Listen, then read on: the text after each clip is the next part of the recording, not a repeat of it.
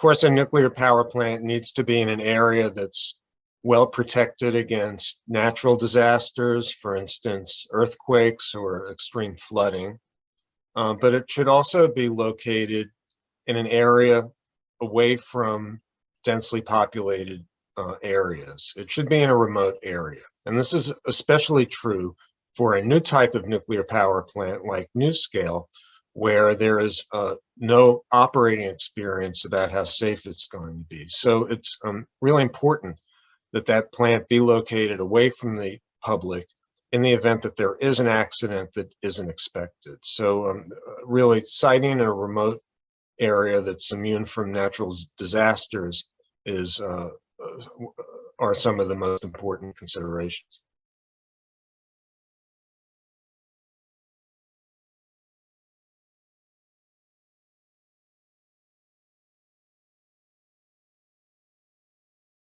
Vendors of SMRs, including NuScale, are arguing that these reactors are well suited to be put in areas like where there are coal plants that are shutting down. So that would be a transition from a coal plant to a nuclear plant. But the problem is that coal plants are often located close to communities. And so in order to do that, the reactors would have to be placed in areas close to communities, which is different than the initial philosophy for locating nuclear power plants, which, as I said, was to be sited in a remote area.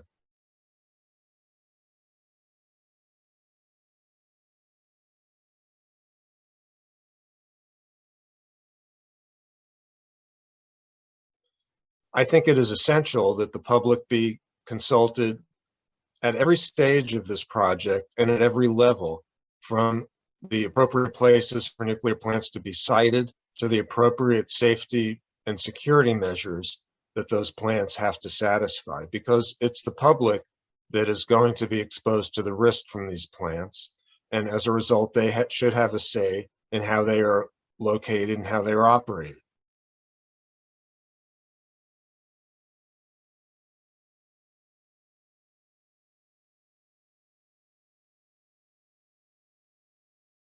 In my judgment, the benefits are probably not going to be nearly as great as the reactor vendors are promising.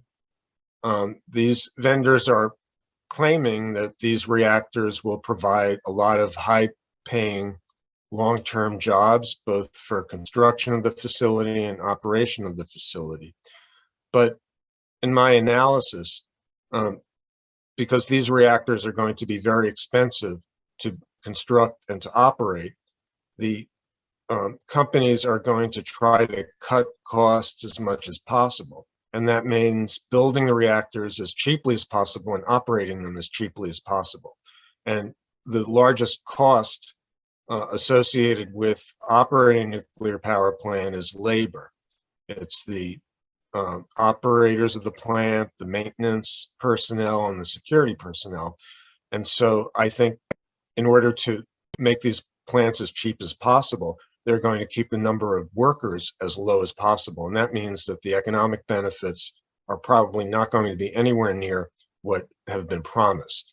Also, to run a nuclear power plant, it really takes some specialized training experience.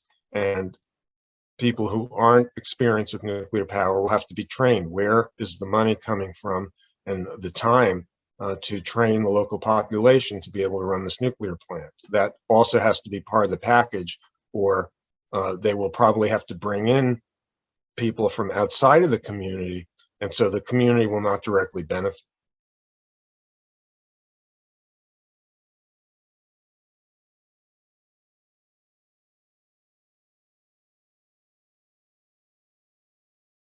I do not think that the NuScale plant, as currently designed, is safe. The company claims that the reactors are inherently safe and they can shut themselves down, for instance, if they lose all their electrical power. But there are serious unresolved safety issues with this design that have already been identified by US authorities, and they have not yet been resolved. They're only going to be resolved by whoever applies to actually build the plant.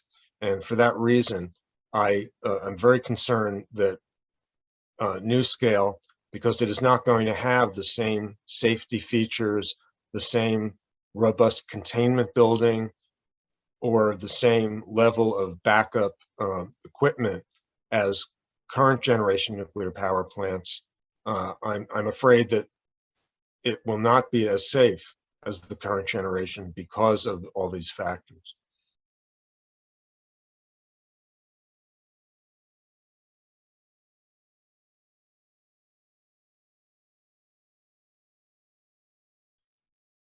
Well, from what I know, the United States has had until recently a policy that nuclear reactors should have an exclusion zone between the site boundary and the nearest populated areas that is set in the regulations, and it's typically on the order of a few kilometers at least, and an even larger area, a distance to more densely populated areas. So the basic principle is that nuclear power plants should be located in areas where there are not a lot of people around. Unfortunately, because of the misinformation being provided by SMR companies and their supporters that claim these reactors are safer than the current generation of plants, they claim they do not have to have any exclusion areas at all, and they also don't have to provide for off-site emergency planning so that if there is an accident, the public near the plant will know how to respond to protect themselves in time. And I think those developments are foolish and dangerous.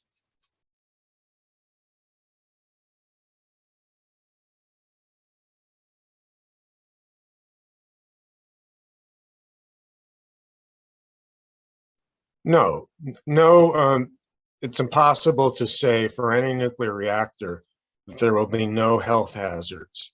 It is possible to design nuclear reactors that have safety features that would put them at lower risk, but there's always the chance of an accident. There's always the chance of a terrorist attack, and there's always the chance of a military attack on a nuclear plant. And so it's impossible to say that there will be no health risks. So the question is, will the health risks be low enough so that people do not have to worry about the nuclear plant in their midst?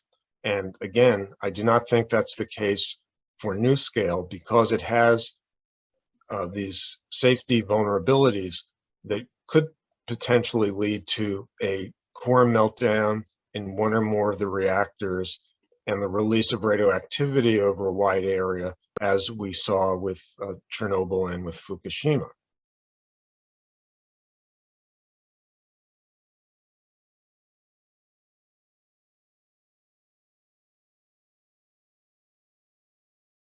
Yes, certainly there are many things that have to be done to prepare a site to be able to host a nuclear power plant safely. There have to be rigorous site characterization activities. They have to make sure that the structures that they build will be supported by the detailed characteristics of the site. But again, before the nuclear reactor is operated, these are activities that won't involve any nuclear material, so that the impacts will be those of any large construction project, just pollution from construction activities.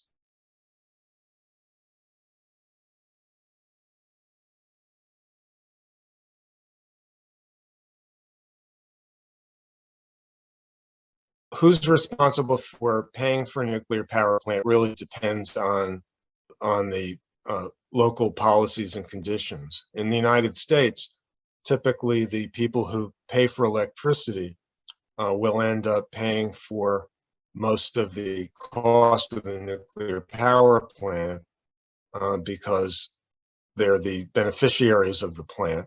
However, the government, the national government in the United States has provided some financial support for new nuclear power plants, including backing up loans that the companies have taken out to build the plant, and also now they would provide money from taxpayers through the Treasury as a production tax credit. In other words, they would give tax breaks to nuclear power plants for the electricity they produce. So, but mostly who's paying for it are the ratepayers and the taxpayers. And if there's a cost overrun, those costs will generally, again, be put onto the ratepayers, and they could end up paying for more expensive electricity if these plants are more expensive than alternatives like renewable energy that would have been cheaper. So the burden will probably be on the people who use the electricity, unfortunately, because the money has to come from somewhere. Now, with regard to the cost of an accident, the liability would again really depends on the local and national laws with regard to nuclear liability. In the United States, there's a law that protects nuclear power plant operators from having to pay damages if there's a nuclear accident that ends up costing more than a certain threshold. So if the damages from a nuclear accident are too great, then the companies are not liable for that, and U.S. taxpayers would end up paying for it. Again, I don't know in Romania what the laws are with regard to liability.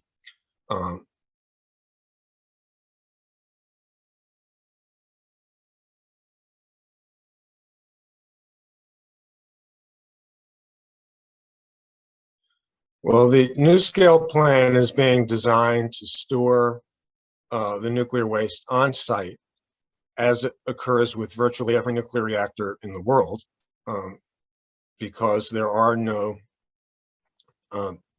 disposal sites yet operating for spent nuclear fuel from nuclear reactors. So one has to expect, if any new nuclear reactor is built, that the waste will stay on the site for the life of the plant and beyond.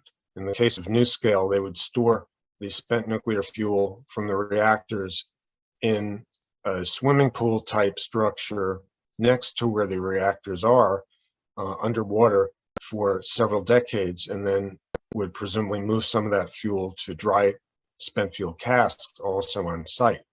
But unless and until Romania develops a long-term plan for disposal of nuclear waste, primarily by developing an underground geologic repository for that waste, you have to expect the waste will stay where it's generated, that is, in the community where the reactor is essentially forever.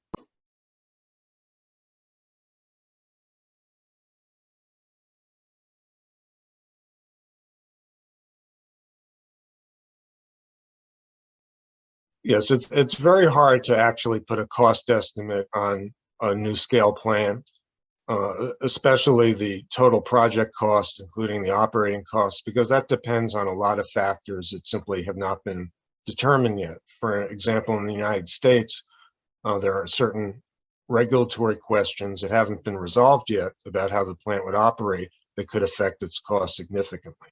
But it's important to know that a small nuclear reactor will generally produce more expensive electricity than a large reactor because of a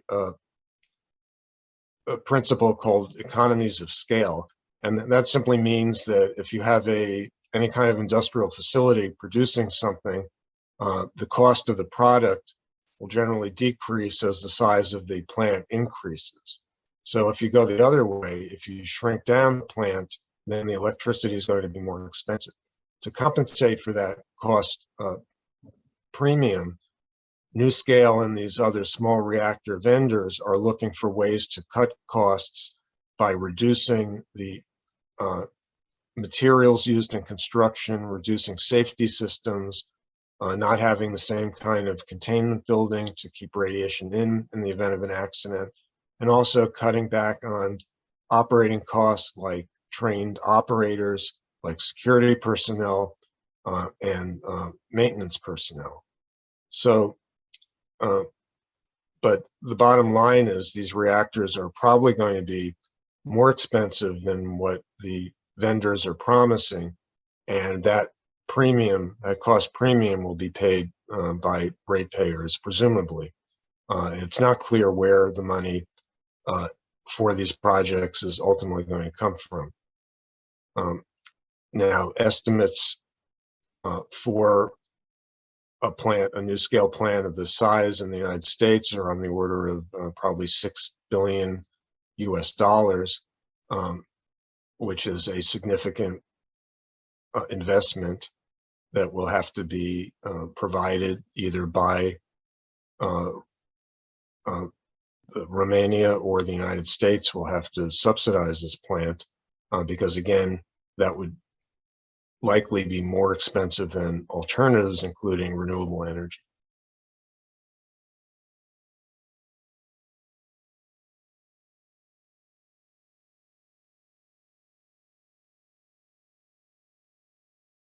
Well, the on-site cost of nuclear waste storage is,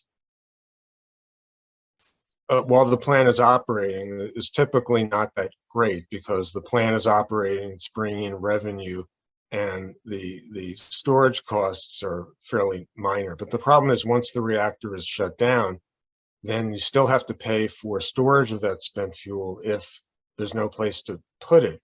And then the question of how you pay for that is an issue. In the United States, nuclear reactors are required to have funds for decommissioning the plant after it's shut down. That includes for providing for long-term nuclear waste storage.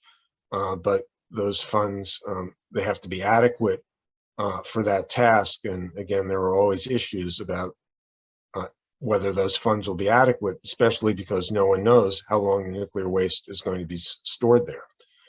So there are certainly questions about who will bear the cost and the risk of nuclear waste storage, especially after reactors shut down.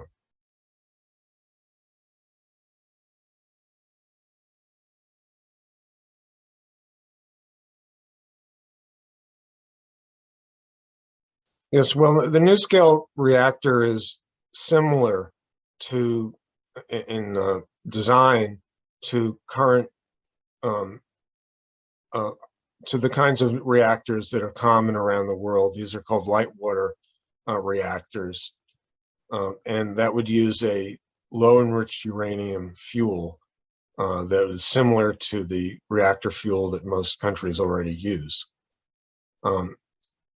The NuScale is a design that originated in a university in the United States about more than 20 years ago.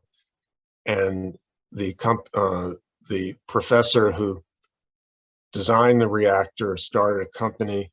That company had a really rough time at first getting financing. It almost went bankrupt, but it was taken over by a large defense contractor in the United States, and they gave it a shot in infusion of cash to keep the company running.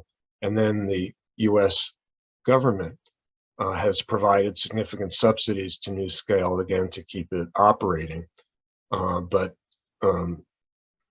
still, the financing for the first NuScale plant in the United States, which is projected to not happen until the end of this decade, that financing is still not clear. It's still not known where the many billions of dollars needed to build that plant is going to come from.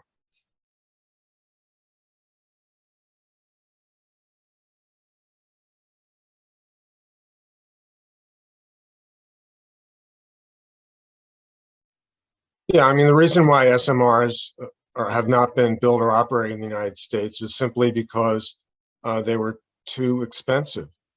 This is not a new idea at all. In fact, 20 years ago, some US utilities were talking about building SMRs. There were companies that were formed to design them and build them, and they were closed because there were no customers for these reactors. The utilities decided that they were too uncertain, they would and probably cost too much. The economic case was simply not there.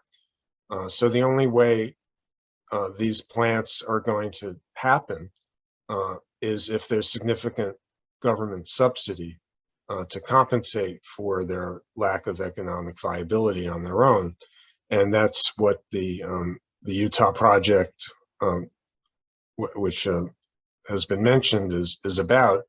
It's actually the plant, the NuScale plant would be built in the state of Idaho, but it would be largely paid for by customers in Utah.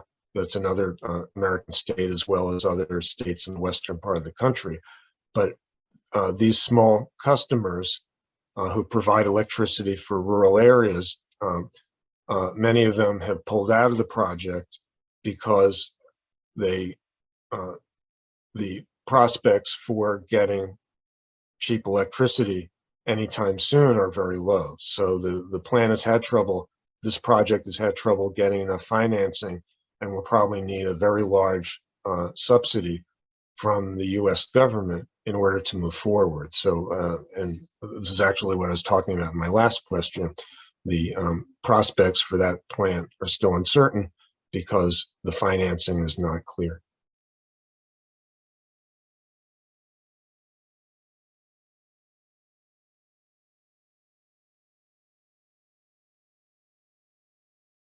The basic concept of these small modular reactors comes from the reactors that are used in US nuclear submarines. They are small-scale pressurized water reactors, and people have argued that the reason why a plant like NuScale could be viable is because the US Navy has built multiple small nuclear reactors and put them in their submarines and other military naval vessels.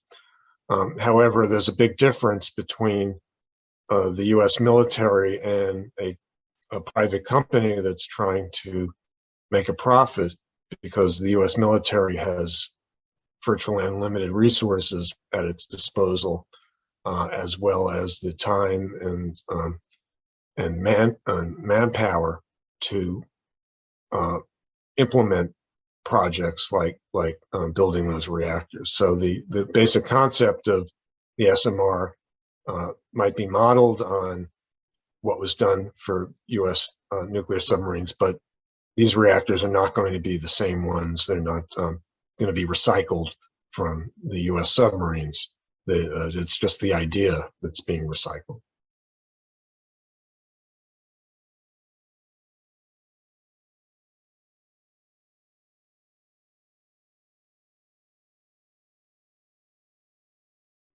Yes, my main message is that the public needs to be very skeptical of the claims being made by the SMR companies, by the US government, by the Romanian government. These sales pitches do not have the whole story. And if this project is going to move forward, it needs to have the safety features necessary to protect the public who are going to be living close to this plant. And that means, I would say, to have a much more robust containment structure as part of the design. So if there is an accident, there's a better chance that the radiation will be contained. Also, the public should not accept any proposal that there will not be off-site emergency planning. The public needs to insist that there is a robust radiological emergency plan, including provisions for evacuating, for protecting vulnerable elderly and children in the event of an accident, for making sure that the community can be protected in time if there is an accident, because I simply do not believe that NuScale has made the case that these plants are so safe that the public does not have to worry about their safety. So you need to or the public needs to press all the authorities to make sure that they actually put in the measures that are needed to make the plant safe enough to be operated in the middle of the village.